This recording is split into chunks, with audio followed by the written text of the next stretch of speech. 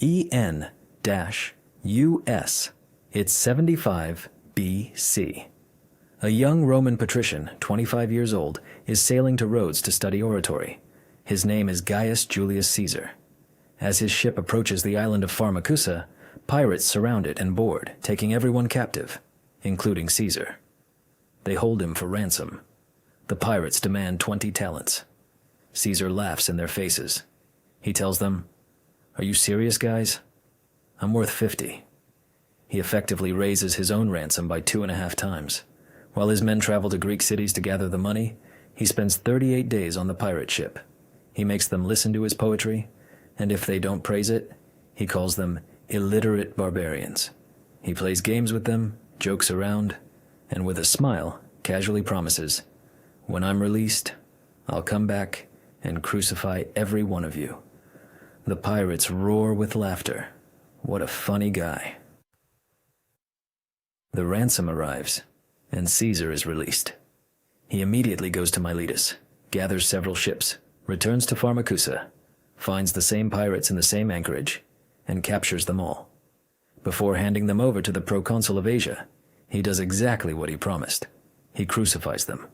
However, out of respect for their prior good treatment, he first orders their throats to be slit so they wouldn't suffer on the cross. This story is important to remember, because it explains one thing. By the 70s BC, pirates in the Mediterranean were not romantic figures or swashbuckling rogues with daggers in their teeth. No Jack Sparrows here. They were a state. They had ships, bases, money, prisoners, and diplomacy. They could kidnap Roman senators and calmly wait for ransom. Wait, understand? Without panic. Because they were confident that no one would come for them. Rome was far away. Rome was preoccupied with civil wars, and Rome was failing. Then they started interfering with grain shipments, and everything changed. Here's the crux of the matter. Rome was a city of 1 million people, more than any other city on the planet at that time. And it couldn't feed itself. Its own grain supply had run out back in the time of the Gracchi brothers. Italy grew olives, grapes, and livestock for export. But all its bread was imported, from Sicily, Sardinia, North Africa, Egypt. All of this was loaded onto ships, and these ships sailed to the port of Ostia at the mouth of the Tiber. From there, barges carried it upriver to Rome. 1 million mouths to feed, every single day. Now imagine, these ships don't make it. They're intercepted at sea. Some are plundered and sunk. Others are plundered and held for ransom. Still others are forced to pay tribute for passage. Captains become afraid to sail. Bread prices in Rome skyrocket. There are queues for rations in the city. The people grumble. The Senate convenes. The consuls throw up their hands. In short, the pirates weren't just robbing merchants. They had Rome by the throat. And here, we need to pause and explain something. Because when you say pirates, most people envision Johnny Depp. Forget it. These guys were different. Historians estimate up to 1,000 pirate ships in the Mediterranean by the mid-1st century BC. 1,000. This wasn't a handful of boats. This was a fleet comparable to those of the major powers of the time. The pirates had bases, fortresses on the rocky coasts of Cilicia, the southern coast of modern-day Turkey. Mountains, coves, caves. Ideal terrain, inaccessible by land, and impossible to land from the sea without reconnaissance. From these strongholds, they controlled the entire eastern Mediterranean. They operated systematically. They had fast biremes for boarding, light, maneuverable with bronze rams, heavy transports for their loot, watchtowers on headlands, signal fires. They knew when and where caravans would sail. They had their informants in ports. They bought information. They bribed officials. Essentially, they were a parallel economy with their own fleet, their own customs, their own taxes. And the craziest part is they captured cities, not just fleeting attacks, but they took and held them. Plutarch lists 400 Greek cities ravaged or captured. 400. They plundered temples, including the Temple of Apollo on Delos, which had been inviolable for 1,000 years. They burned them. They left. No one pursued them. That's what the pirates of that era were. A maritime state without a flag, but with everything else. Now, why couldn't Rome do anything about it? This is where it gets really interesting. Rome was not a naval power. It grew on land. Its strength lay in its legions. A Roman soldier was a walking fortress. On water, he was just an ordinary man susceptible to seasickness. Rome had a navy, but it was fragmented, localized, serving specific purposes. There was no unified command, no comprehensive strategy for the entire sea. Each province fended for itself. There were attempts. In 102 BC, there was an expedition by Marcus Antonius the Orator. It had partial success. The pirates retreated. But they returned as soon as the legions left. In 79 BC, Publius Servilius captured their strongholds in Isauria, earning the nickname Isauricus. And again, they scattered, then regrouped, like cockroaches. You try to exterminate them, but they crawl out of other cracks. Meanwhile, Rome was embroiled in civil war, then another, then a war with Mithridates, then Spartacus's revolt. Their heads were spinning. The pirates were somewhere far away, not an immediate burning issue, but when it did flare up, it was too late. They were untouchable. By 67 BC, the situation was dire. Rome faced a real famine. No grain, queues, prices 3 to 4 times higher than usual. Pirates calmly landed in Ostia, in the port of Rome itself, and burned the Roman fleet stationed there, in the capital's port. It was as if someone today entered New York Harbor and burned American destroyers, in plain sight. Rome was in shock. And then, a tribune named Lex Gabinia stood on the rostrum and proposed a law, the Lex Gabinia. Honestly, what he proposed contradicted all Roman traditions, absolutely all of them. The Roman Republic was built on one principle. No one ever has too much power. There were 2 consuls, who alternated daily. The army was temporary, raised for specific campaigns. The Senate was above all. A dictator was only appointed in extreme cases, for 6 months, no longer. All of this was to prevent any one person from becoming too powerful, because if they did, hello tyranny. Rome had experienced this with Kings 5. 100 years prior and didn't want to repeat, yet Gabinius proposed to grant one man authority over the entire Mediterranean Sea, the entire fleet, 120,000 infantry, 5,000 cavalry, 25 of his own ships, 300 warships from all over, 300 million sesterces, a budget sufficient for a small war, imperial command, meaning power equal to that of a consul, extending 50 miles inland from any coast, a 3-year term.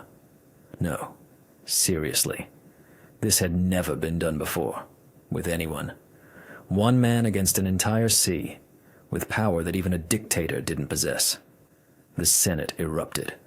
The best orators, Cato the Younger, Hortensius, stood up and cried, "Are you insane? This is the end of the Republic. This is the birth of a tyrant. If we give this to one man, we will never get it back." They were right. Absolutely right. But the people were starving. The people gathered in the forum on voting day looked at Cato with hatred. Cato, and I quote, was not allowed to finish speaking.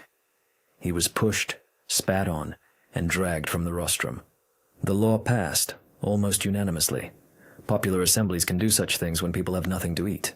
The name of the man granted these powers was Gnaeus Pompeius Magnus, Pompey the Great. He was 40.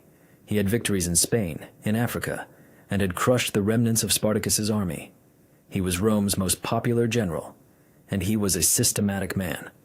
Not a genius improviser, like Caesar would later be, but a true system builder.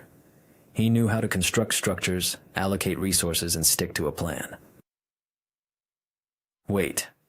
Before I tell you how he did it, consider this. When one person gains unprecedented power and succeeds, it seems like a good thing. Rome is saved. But it is precisely at this moment that the Republic begins to die, because the bar has moved.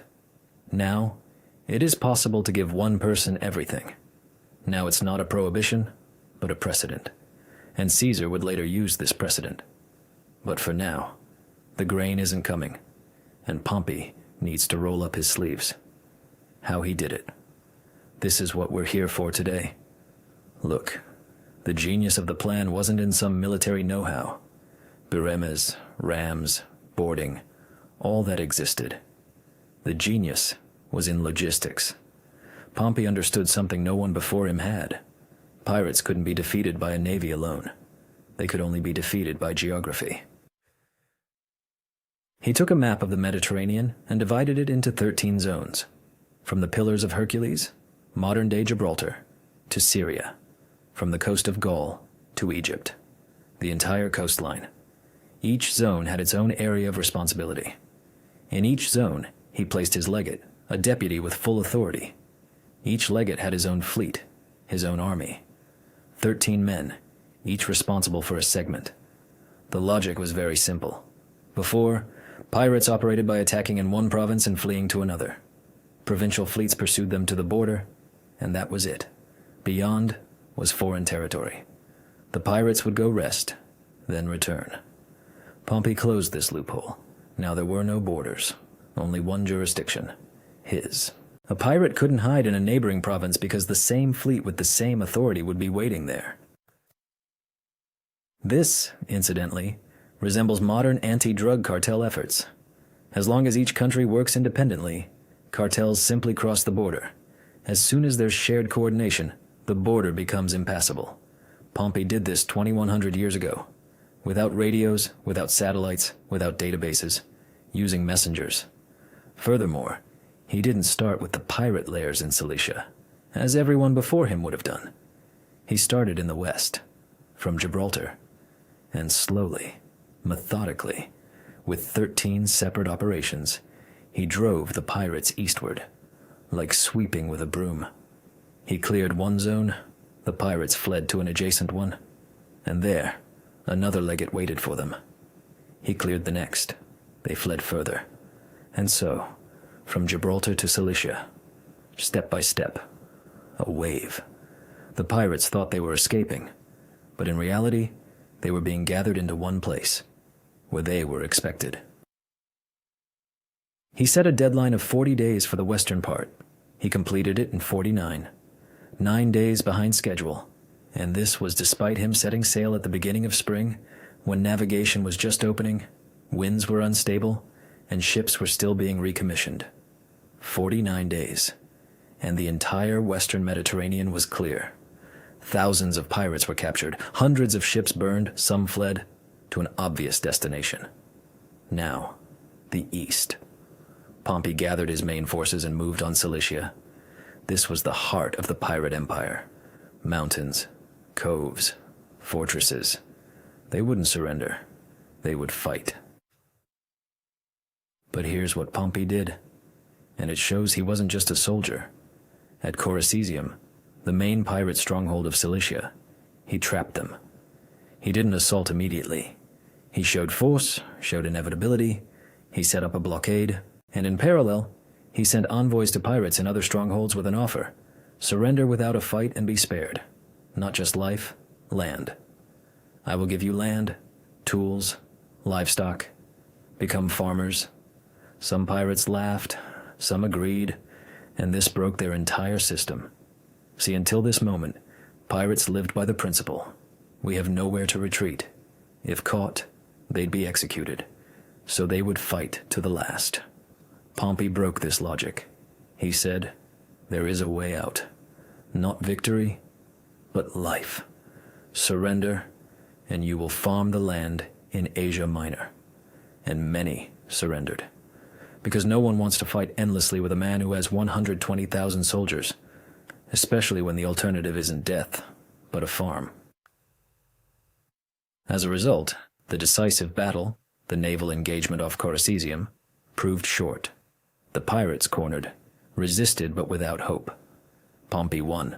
He took the fortress, and many others. And here's the most interesting decision: what to do with the captives. According to Roman tradition, they would be enslaved. Some would be crucified as a warning. Several thousand pirates would be good merchandise, enough to pay for the campaign. Pompey didn't do that. He settled them as colonists. He gave them land deep in Asia Minor, far from the sea, to remove temptation. He settled old, deserted cities with pirates. He gave them plots of land, tools, tax breaks. He even built a city for them, Pompeiopolis. Literally, Pompey's city. Modern-day Soli. He turned pirates into peasants. And this wasn't kindness. It was strategy. He understood. Simply killing pirates would mean new ones in 10 years.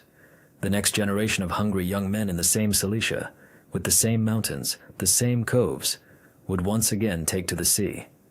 Therefore, he didn't destroy. He transformed. He turned pirates into settled farmers with children, with gardens, with a debt to Rome. 20 years later, they were Roman citizens. 50 years later, their grandchildren served in Roman legions. And it worked. After Pompey, piracy in the Mediterranean virtually disappeared.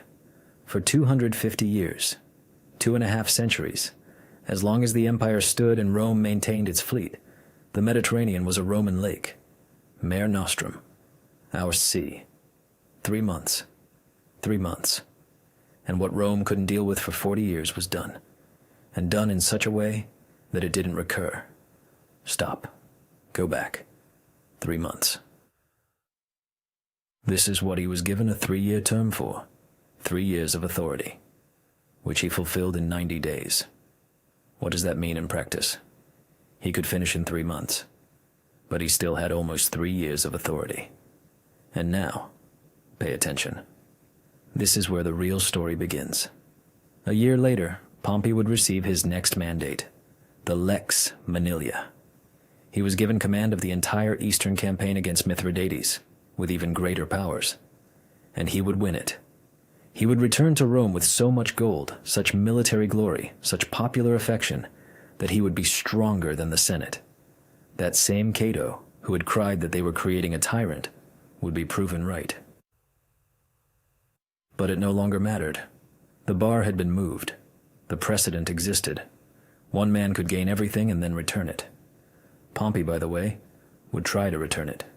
He would disband his army and enter Rome as a private citizen. The Senate wouldn't appreciate it, and when Caesar arrived 15 years later, having witnessed all of this firsthand and remembering how Pompey acted, Caesar would no longer return power. He would keep it for himself. Pompey saved Rome from the pirates, but no one saved Rome from Pompey. It's interesting that Caesar himself was already part of this history by then. Remember how he was kidnapped by pirates in 75 BC? How he promised to crucify them? And did. When Pompey cleared Cilicia, among the pirates he executed and resettled, it's highly likely there were those very men who once listened to young Caesar's poems on Pharmacusa. A small world. A world that Rome had just made its own. At the cost of its own constitution.